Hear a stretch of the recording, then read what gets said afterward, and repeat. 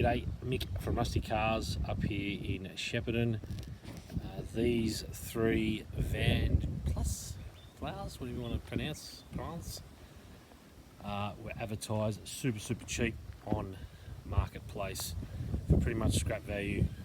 We jumped on them straight away. We didn't want to see them scrapped. They're not everyone's cup of tea. Some people do like them. This one has got a motor in it. This one does have a motor in it. See on the front of the Princess cars. Actually not in bad nick really. These two are complete. There's another grille. Side, body's not too bad. Come with a fair bit of literature.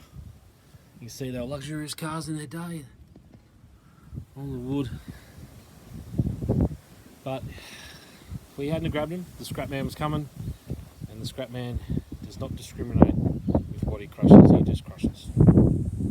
So yeah, these are the 4 litres, Vanden plas, what do you want to say? Alright, if you are interested, send us a message. They will be really cheap. Let us know. Cheers.